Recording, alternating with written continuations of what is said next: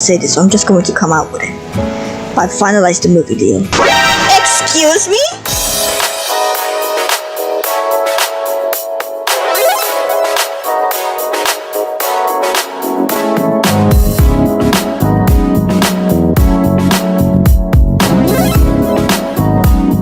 Hola mis amores, this is Kirby Marie here. Welcome back to my YouTube channel and welcome back to the Freshman 3. Yes! Before we begin, as usual, I would appreciate if you guys would subscribe to the channel and about to get notified about the latest videos. Also, drop me that like button, it definitely helps out a lot. And leave your comments and your thoughts on this video or anything in general. So last episode we left off, to be honest, I don't remember much. I think, oh yeah, well, kinda. We started things up with Zach, who was still depressed because of Brandon whatsoever, so we helped him set up a online date where Zach and Brandon would pretend that, you know, they even bought the same tablecloth, I think is what it's called, and have the same cup of coffee, just pretending that they're actually there themselves, like having coffee together, even though it's an online date. But it made them both feel better, and well, it was cool to help a little beautiful couple out. Then after that, we go to Madison's party, and during the party, we encounter Amara again, the girl from the other band, but the one that apologized for the attitude of the other friends. She came to the party for Darren, and we help her once again unite with Darren, you know, matchmaking girl over here. And then after that, we met with James and Caitlin and Chris, who came a little bit later. And we also had a chat with Zig, and we invited him to play, I think it was Never Have I Ever. Yeah. The game was going well until Sebastian showed up, and you know, he kind of ruined a little bit of fun when he said Never Have I Ever committed a crime, but then we discovered that Zig also committed a crime. He tells us his story, his most darkest story ever, about why he has that criminal record whatsoever. And it's a pretty disturbing one a little bit. And then some of these people don't trust him much, but I mean, he seems like a decent guy, and this game is way too innocent and wouldn't go all of a sudden too dark. So at that moment when I just said that, I did not realize that I just jinxed myself. Yikes. Immediately. You'll see why in this episode, but yeah, this game is not so innocent as it seems to be anymore. Yeah. But after that, Chris and Zig bonded. They became like great buddies at that moment. We also have, and then James left early from the party because he still had to work with the movie script. And Caitlin was kind of like meh because she can't believe that Abby's still pissed at her because of the whole thing with the friends insulting her and Tyler. Bruh. And Caitlin still doesn't care, but she said she was gonna try to apologize to Abby. But then after that, everyone left the party whatsoever, and we were left with Zig alone. We went with Zig to a different bar, and we just had a cool, chill time there. But I feel like the game again is trying to set us up to romance with Zig, but I don't want to do that, which is weird.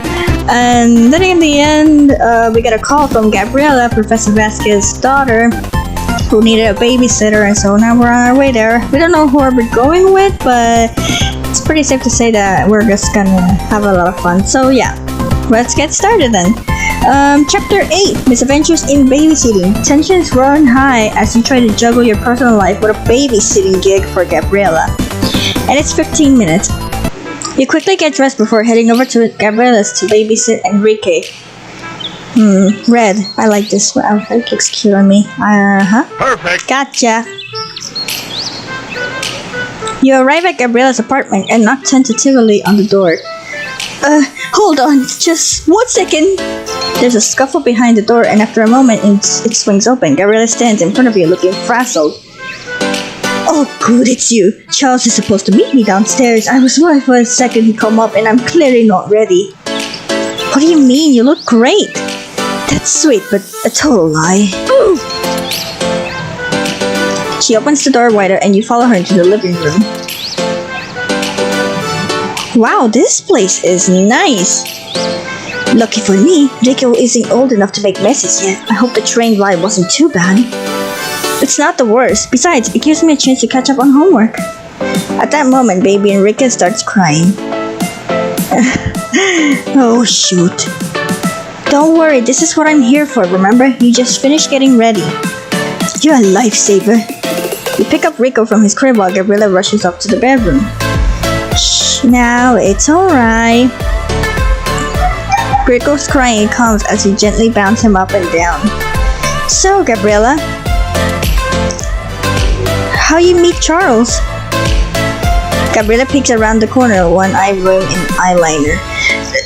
Oh, we met at work actually when I went to sign up some papers for my maternity leave.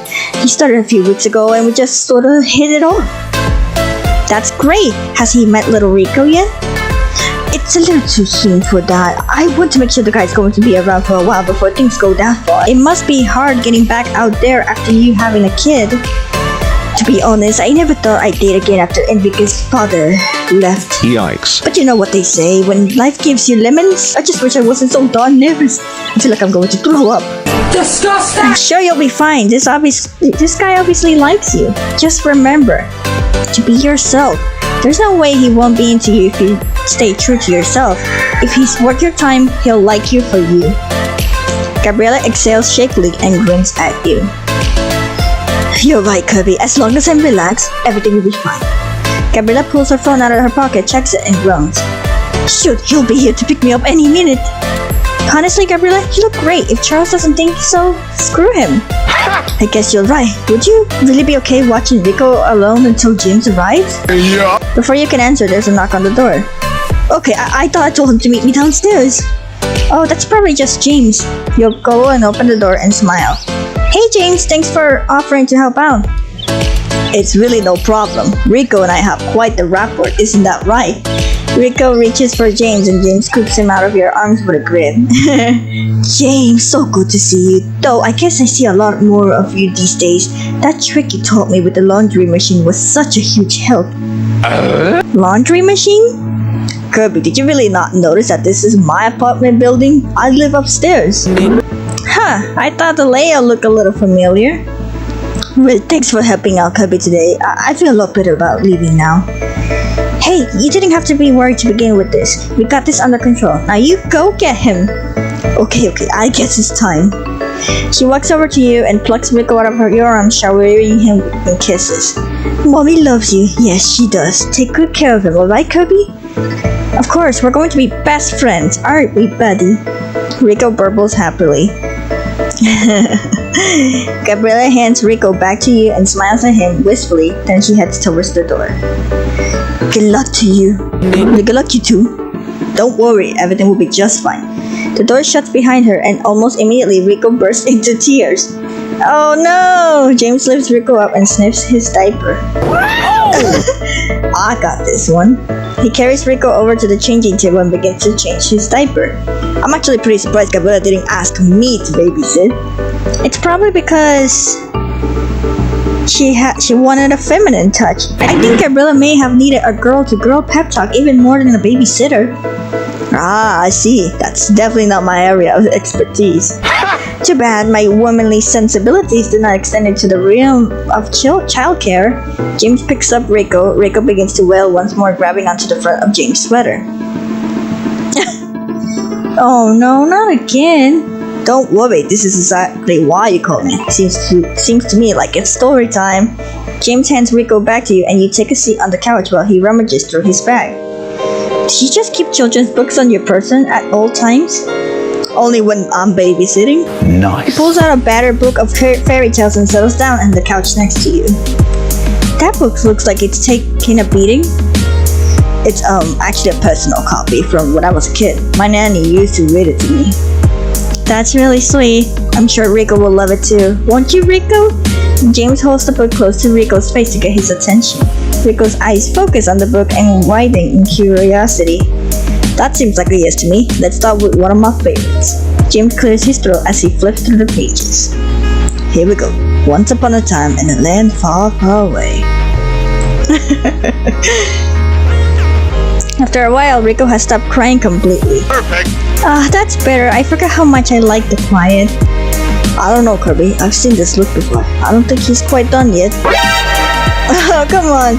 I definitely could not handle that right now. Let's take him somewhere. Maybe the park? That's a great idea. Gabriela told me he loves butterflies. James throws Rico into the stroller while you grab the apartment keys. Then the three of you head out the door. At the park, you spread a soft blanket on the grass and set Rico gently in center, surrounded by his favorite toys. There we go, better already, huh? It's amazing what a little sunshine will do. You sit down across from James with Rico between the two of you. You pluck a dandelion out of the grass and hold it up in front of Rico.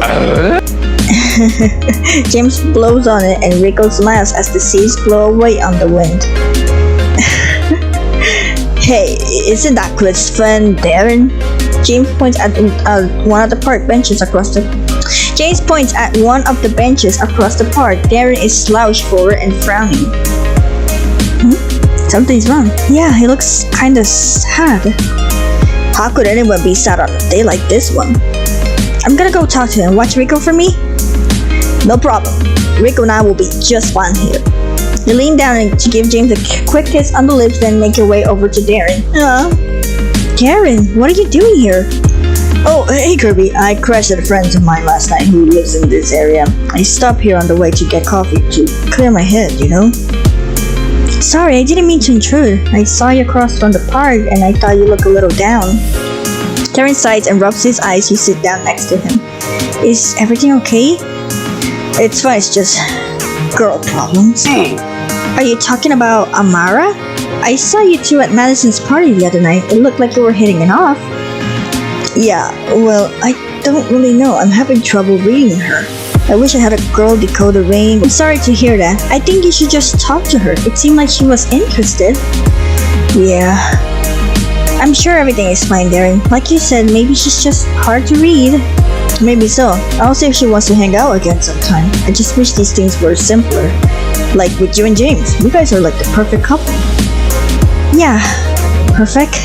Sorry, I couldn't be more help. I'm actually in the middle of babysitting and I should get back. Yeah, no worries. I'll see you around. You return to James, who is cradling Rico in his arms. Is Darren okay? Yeah, he's just having some love life woes. Well, it happens. I'm just glad it's not us going through that. Yeah. Anyway, what did you boys get up to while I was gone? You take a seat on the blanket next to James and reach over to tickle Rico's stomach. We saw a blue jay, picked some more dandelions, play with whatever this thing is. He picks up an oddly shaped toy from the blanket and holds it up. You laugh and take it from him. What is this thing? I have no idea, but Rico loves it.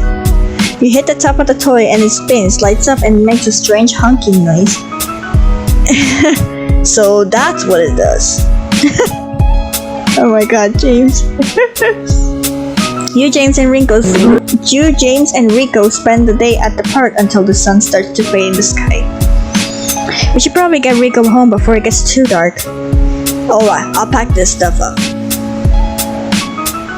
You are right back at Gabriela's apartment. After a brief struggle, you and James are able to put Rico down for a nap. You both relax on the couch.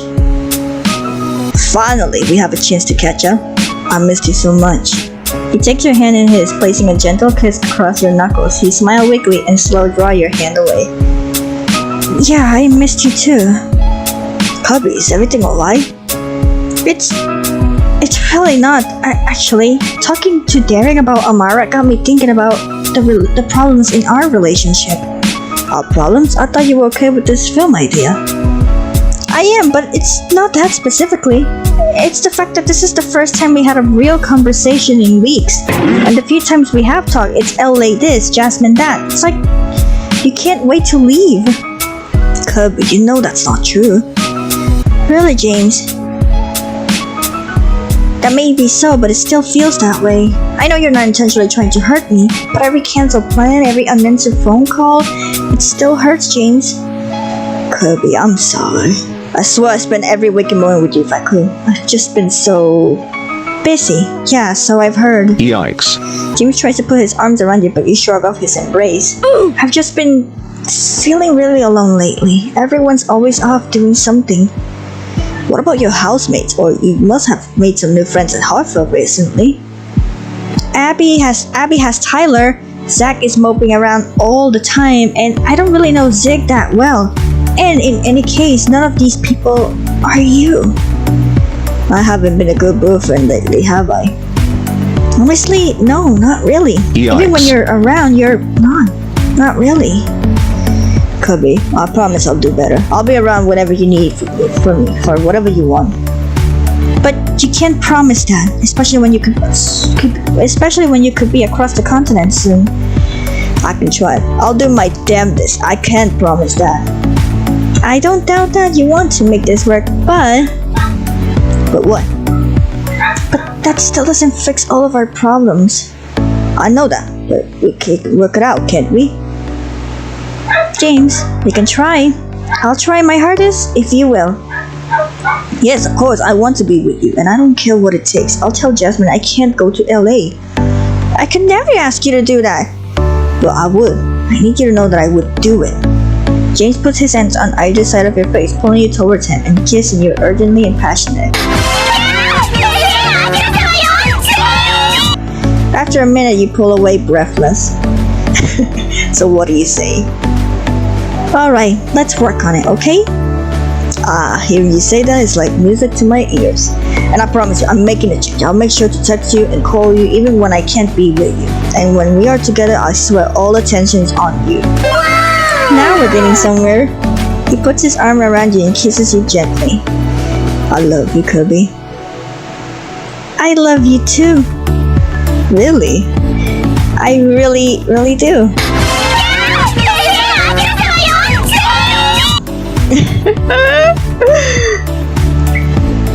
You hear the keys jingle on the door, and a moment later, Gabriela enters. Hey, I see you two survived Rico. Oh, he was just fine. He was napping now. How was your date? It was really fantastic. I'm glad to hear it. Care to share any details? Whoa. Wow, you're as much as a gossip monger as my father. Maybe another time. I'll let you two head home. You've helped me enough today. Gabriela hands you two a few 20s. Thanks again, guys. Of course, Gabriela, and if you need anything else, you know where to find me. James, I don't know what I'd do without you. Come on, Cubby. I'll give you a lift back to campus. Alright, you two. Have a good night. You and James walk slowly past the quad towards your suite. Well, this has been quite a night. Yeah, Rico's got a lot of energy, that's for sure. But that was really nice of you to help Gabriela. Oh, that reminds me. Here's your cut. He handed James half of the money Gabriela gave you. I'm just grateful that you were there too, and I'm glad we were able to talk. Yeah, I think we really needed that. I feel like we ended things in a good place. James bites his lips and shoves his hand in his pocket. Hey, Cubby, I don't know how to bring this up with everything going on, but I need to tell you something. Uh-oh. Is everything alright? Listen, I don't really know how to say this, so I'm just going to come out with it. I finalized the movie deal. Wait, you mean... I'm leaving for California next week. What? Oh my god! Is this the end of James' time at Hartford? And what does this mean for the future of your book? Chapter 9, Until We Meet Again. Aww. The next week goes by all too quickly, and before you know it, it's the day before James' flight to LA. He helps him pack up the last of his things. So, that's the last box? Yep, that's everything. You sure you don't want to take any furniture with you? It'd be more trouble than it's worth. Besides, now the subletter won't have to buy anything. Come on, let's take a break. The two of you flop down on the sofa. You're pretty calm for someone about to move 1,000 miles away. If I were in your shoes, I'd be bursting with excitement. I still can't believe you're moving to Hollywood. Neither can I, Cubby. Quite literally. The reality of it hasn't set in yet. Even with all your stuff packed? Maybe it'd be different if I had to look at the apartment empty, but... James' phone rings, interrupting him. He checks it and gives you an apologetic look before answering. Hello? Fine. Okay, I've actually got someone coming by very soon, but I'll see what I can do. Talk to you later. He hangs up the phone and turns to you. I hate to do this, Cubby, but Jasmine just reminded me that I need to get some forms for her before the office closes. I do it myself, but the sublet is going to be here in a few minutes. Say no more. I got this. Thank you. The papers are already in the car. He takes his card keys out of his pockets and hands them to you. I got her office address saved in my GPS. Just follow the directions and you'll be there in no time.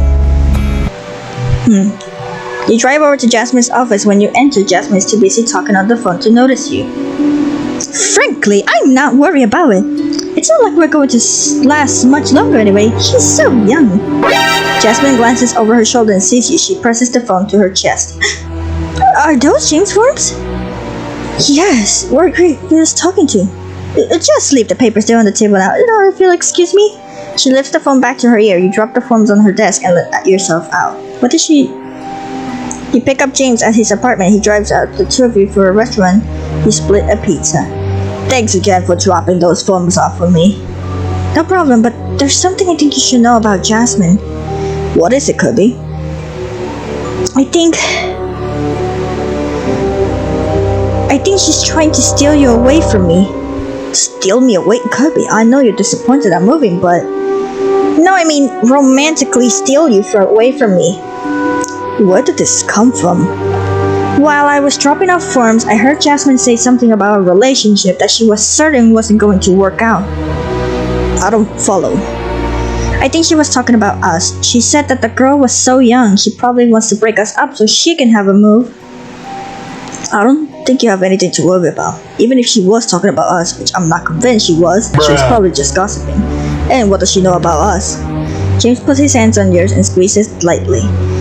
I love you, Kirby. Nothing's going to change that. Not LA and definitely not Jasmine. You don't know how comforting it is to hear that. He lifts one of your hands to his lips and presses a gentle kiss to the back. I'm sorry. I guess I'm just being paranoid about you leaving. Oh, no. Oh, no apology necessary. It's good to know you're watching out for me. Always. A minute later, the check arrives and James pays. You start to pack up your things. Ready to go? Can we? Wait a minute. I'd rather not rush. Oh, okay. You sit back down. Man, I'm going to miss this place. My parents took me here when I first visited Hartford. Kinda poetic that you're back then. Maybe so. I'm a sucker for poetry. I always kind of wanted to try out the photo booth. What are you waiting for? I was hoping to say that.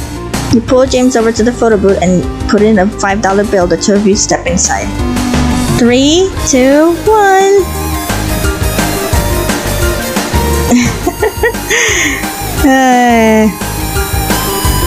I'm just choosing random things. James takes the photos and he holds them up so you can see. Wow, Kirby, you really are photogenic. Thank you! Huh? Thanks! And I'll have something to remember you by in LA.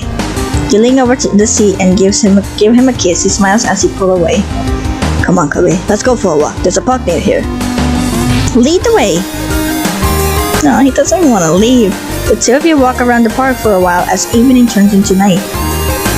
It really is getting dark later and later, isn't it? Yeah, I guess it is. And Northbridge is so pretty in the spring. It's starting to hit you that you're leaving? Yeah, I should have known this would happen. So I guess the photo booth wasn't closure enough? I don't know. The more I think about it, the more I feel like something's missing. Any ideas? Maybe do one last reading of your play? Please, anything but that. What? It's a great play. I appreciate it, but I'm going to be living and breathing that script for the next several months. Yikes. That's fair. I was just thinking that it was a huge part of your life at Hartford. It was. You keep walking for a bit until you pass a cemetery. I didn't know there was a graveyard here.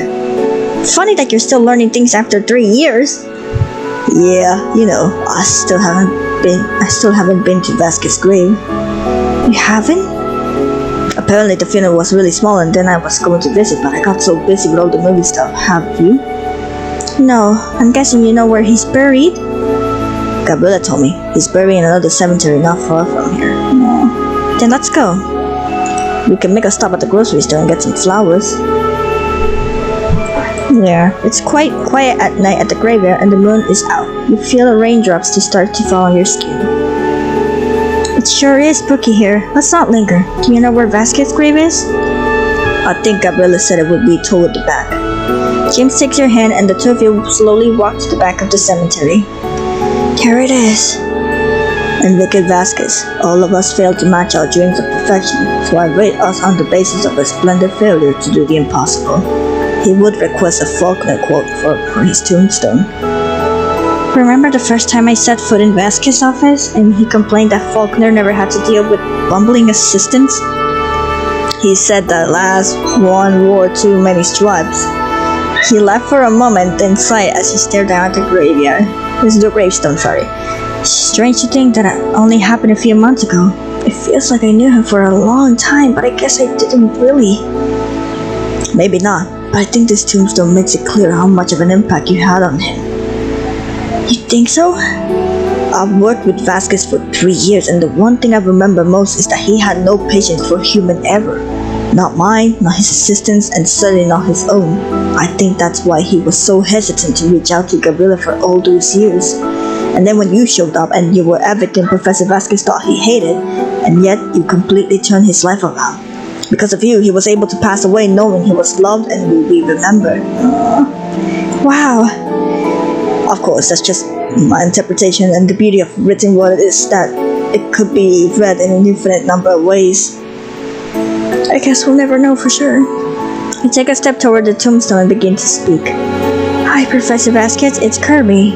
I'm here with James and,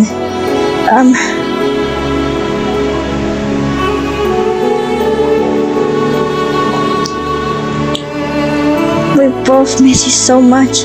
Being back at Hartford wasn't the same without you. I never had a teacher who taught me as much about life as you, and I don't think I ever will again.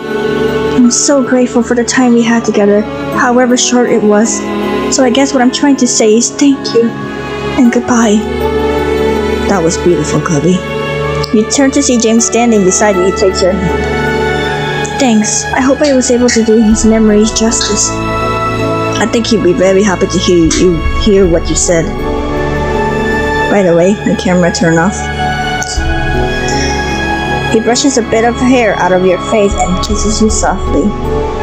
What would you like? Would you like a turn? I would. You step back and let James speak. Professor Vasquez, I don't know how to thank you. You had such a profound effect on every part of my life. Your class ignited a passion in me. You taught me the power and beauty of written words, something I hope to dedicate my life to. And then you led me to meet the woman I love, a woman I wake up every morning thanking my lucky stars to know. Thank you, Professor Vasquez, for everything. He turns back to you. Here, Kirby, take some of these flowers. He hands you a part of the bouquet and you bend down to lay it at the foot of the tombstone. James follows a moment later. Goodbye, Professor Vasquez. You step back and take one last look before walking back to the car. Kirby, can I ask you something? Of course, James. What is it? How do you think Professor Vasquez would feel about me moving to LA? I think he'd be very proud of you. You think so? I know so. I can't just imagine him going to James. James, I'm honored to have taught you. Perhaps you'll be able to show Hollywood what true art is. You lean over and kiss James's cheek. Let's go home. Until late by the time you return to campus, the suite is completely silent. Where is everyone? I don't know, probably sleeping. It is pretty late. You flop down on your bed and sigh. After a moment, James climbs into the bed and wraps his arms around you. Thanks again for letting me stay here tonight. I know I panicked when I realized the subletter was arriving a day early. It's no problem. I wanted to see you as much as possible before you left. James sighs and strokes your hair as you press your head to his chest. How are you holding up? Well, I've been trying not to cry all day. That was a stupid question, sorry. It's okay. I think it's really starting to hit me that you're actually leaving. Yeah, me too. You know that I'll still be there for you when you need me. It's not you I'm worried about, it's everything else, the circumstances, these changes. I know it's going to take some adjustment, but we'll adapt. It's going to be okay. James pulls you closer and kisses the top of your head as you begin to sniffle. Aww. I'm sorry, Kirby. I don't know what to tell you that you haven't already heard. It's okay. You don't have to say anything. I'm just glad you're here tonight. James sits up, lifting your face to his, and kisses you softly. He wipes a tear from your cheek. Hey, I know this is tough, but I promise this won't be the last time we ever do this. That doesn't make this any easier right now. Then let's try to just enjoy what little time we have left as much as we can. He pulls you into his lap and buries his face in your neck. Steamy. His hands trailing down your back, across the back of his neck, and inhale the scent of his cologne. Are you smelling me? I'm just trying to take in every detail now so I can forget. But I guess I should give you night to remember. James pulls his shirt up and you run your hands over his chest, tracing every line and curve. Damn! You have me memorized yet? I think I'm going to need to see a little more of you first. You guys! What about me? Do I get anything to remember you by? Nope. Just kidding. James slowly undresses you, kissing your exposed skin as each layer is removed. Was this better? I want to burn this image of you into my brain to miss this. Then let's spend tonight making up for all the time we're about to lose. Are you saying we should go all night? We'll stop until we're too tired to keep our eyes open. I don't think I could ever get tired if you're involved. James leans back and you climb on top of him, drinking in the familiar shape of his body. And we had sex. You wake up the next morning at the crack of dawn to see James off the airport. You meet Jasmine by security line. We need to be on the plane in 30 minutes, so make it quick. I'll be back soon. The two of you watch her walk towards the restroom before turning back to each other. So I guess this is goodbye. Hang on, I got something for you. He reaches into his bag and pulls out a sheet of paper. This is a round trip. Open ticket to LA. If you ever need to see me for any reason or just want to get away, this will get you there. James, you didn't have to do this. I know, but I wanted to. And no, it's not refundable or transferable, so you got no excuse to use it. Oh, James. Before you can finish your thoughts, James' lips meet yours for a deep, passionate kiss. You shut your eyes and savor the sensation of your body against his. All too quickly, he pulls away. James, it's time to go. Goodbye, Kirby. Goodbye, James. James places his bag on the conveyor belt and walks through the metal detector. Jasmine whispers in your ear. Hey, just so you know, if you do anything to come by between me and James, there will be consequences. Excuse me? Excuse me? My boyfriend, not yours. Watch it, young lady. Remember, Gabriela may have final say about that book you're writing, but her opinion can be easily swayed by her publisher. Toodles. What a B-word. Oh. Jasmine waves goodbye before following James through the metal detector. You watch her put her arm around James as they walk toward the gate. Without James' help, is your book doomed to fail? And what of Jasmine's plans? Keep playing to find out this more. My God, seriously, Jasmine, you really are desperate for James? Anyways, well, that was it. We had our first sex. Jasmine's trying to steal our boyfriend. Yada yada yada. But anyways, as much as I would like to continue this episode, I'm going to end it here. It's been a steamy episode. If you guys enjoyed this video, drop me that like button, and if you're not subscribed to the channel, I would appreciate it if you do. And yeah, that'll be it. I love y'all. I appreciate you, and I'll see you in the next one. Bye.